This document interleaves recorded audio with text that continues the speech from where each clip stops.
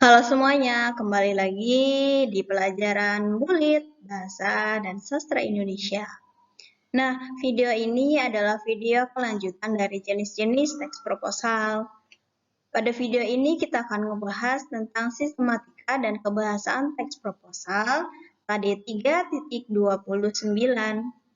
Disimak ya dengan baik. Nah, materi yang pertama adalah sistematika teks proposal. Pertama ada latar belakang kegiatan. Nah, pada bagian ini berisi tentang berbagai macam hal dan juga kondisi secara umum yang melatar belakangi kegiatan tersebut perlu diadakan. Yang kedua adalah dasar pemikiran. Nah, ini berisi mengenai dasar-dasar yang digunakan untuk pelaksanaan kegiatan tersebut. Yang ketiga ada nama kegiatan. Pada bagian ini berisikan nama dari kegiatan yang hendak dilaksanakan seperti perayaan HUT RI atau kompetisi sepak bola antar RW dan lain sebagainya. Yang keempat, ada tujuan kegiatan, yaitu berisi tujuan-tujuan yang akan dicapai dari kegiatan tersebut. Ya. Yang kelima, ada target kegiatan. Pada bagian ini berisi mengenai uraian yang detail dari tujuan kegiatan. Yang selanjutnya ada manfaat kegiatan, yaitu berisi tentang manfaat yang bisa didapatkan dari kegiatan tersebut. Yang ketujuh ada jenis kegiatan. Nah, pada bagian ini menjelaskan bentuk dari kegiatan tersebut. Yang kedelapan ada waktu dan tempat kegiatan. Nah, yang waktu kegiatan ini berisi mengenai waktu kapan kegiatan tersebut dilaksanakan, seperti mencantumkan hari, tanggal, bulan, tahun, dan pukul berapa dilaksanakan. Untuk tempat berarti menunjukkan di mana tempat kegiatan tersebut berlangsung. Yang kesembilan ada jadwal kegiatan. Nah, jadwal ini harus dibuat sesuai dengan perencanaan yang disusun sebelumnya. Yang ke-10 ada pelaksana dan organisasi kerja. Pada bagian ini berisi siapa saja yang menjadi panitia atau pelaksana kegiatan tersebut. Yang ke-11 ada sasaran, yaitu berisi siapa sajakah yang menjadi peserta atau partisipan dalam kegiatan tersebut. Yang ke-12 ada anggaran dalam kegiatan. Di dalam ini berisi mengenai keseluruhan anggaran total yang dibutuhkan pada kegiatan tersebut. Nah, pada anggaran dana harus dicantumkan berapapun dana yang akan dikeluarkan untuk kegiatan tersebut. Ya, kemudian di total keseluruhannya. Yang ke-13, sistematika yang terakhir ada namanya penutup. Ini berisi mengenai ucapan syukur atas tersusunnya proposal kegiatan tersebut, harapan yang diinginkan dari kegiatan tersebut, dan dukungan dari berbagai pihak. Ya. Nah, berikut adalah contoh proposal. Ya, pertama harus ada judulnya. Di sini dengan judul proposal pelaksanaan pentas seni dalam acara perpisahan siswa-siswi kelas 12 SMKN 1 Kepuh misalnya. Nah, yang pertama itu berisi mengenai pendahuluan. Nah, dalam membuat proposal, ya ini judulnya menggunakan huruf kapital, ya. Lalu I, ya ini pendahuluannya juga menggunakan kapital keseluruhan. Lalu yang A, tadi kan sistematikanya adalah latar belakang, ya. Nah, di sini dijelaskan secara umum tentang pentas seni, ya. Yang B ada namanya tujuan kegiatan. Di sini tujuan kegiatannya ditulis keseluruhan. Ya, jadi tidak ada yang ditulis. Mulai dari awal kegiatan hingga akhir kegiatan. Nah, yang selanjutnya kedua adalah isi proposal. Yang pertama adalah temanya.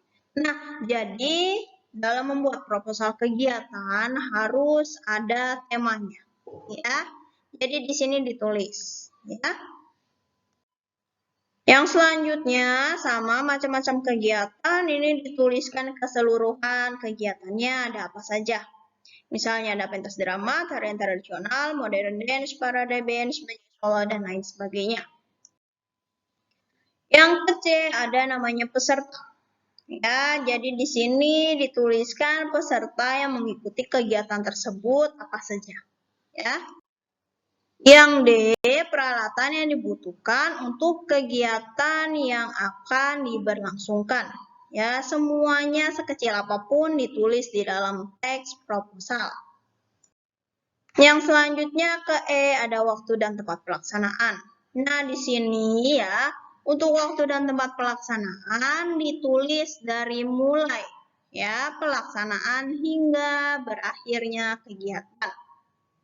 Mulai dari tanggalnya, tanggal berapa, bulan apa, tahun berapa. Kemudian waktunya dari pukul berapa sampai dengan berapa. Lalu tempatnya, ya semuanya dituliskan. Yang ketiga ada susunan acara. Ya, jadi di sini dituliskan misalnya dari pukul berapa sampai pukul berapa kegiatannya apa, ya. Sampai dengan berakhir penutup. Ya. Dilaksanakan oleh siapa dan kegiatannya itu apa. Yang keempat ada susunan kepanitiaan. Jadi yang bertugas menjadi panitia kegiatan tersebut, ya, ini dituliskan keseluruhannya siapa saja. Yang kelima ada anggaran dana. Ya, di sini dituliskan keseluruhan dari dana terkecil hingga dana terbesar. Ya, jadi semuanya dana terkecil apapun itu wajib dituliskan di dalam teks proposal. Nah, dalam dana ya, anggaran dana ini ya kalian membuat anggaran dana jangan pas-pasan, tapi harus sesuai dengan logika. Misalnya ya dana sponsor dari Sosro ini 5 juta. Ya. Ini berarti kan kalau sponsor itu pasti. Nah, yang tidak pasti itu ya misalnya alat dari sound itu misalnya dari sono kita sewa perkiraan adalah 3 juta. Kita bisa lebihkan jadi 3.200.000. Nah, jadi nanti yang 200-nya apabila kelebihan bisa buat tabungan kas kegiatan tersebut. Ya. Nih, tuliskan semua keseluruhan ya, lalu ditotal. Ya, totalnya pengeluarannya semua berapa. Nah, terakhir ada namanya penutup.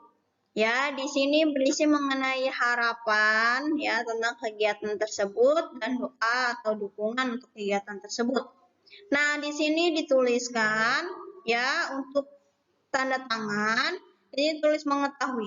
Nah, di sini pada bagian paling kiri dituliskan ya yang paling tinggi jabatannya ya dari lokasi tersebut. Misalnya ini kan kegiatannya di sekolah. Nah, berarti yang paling atas ya jabatannya itu adalah kepala sekolah. Jadi kepala sekolah harus tahu kegiatan yang akan diberlangsungkan. Ya.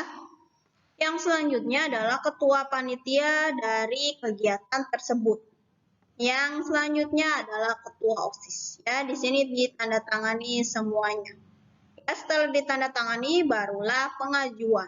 Ya, pengajuannya kemana? Berarti ke jabatan yang paling tinggi yaitu kepala sekolah. Ya.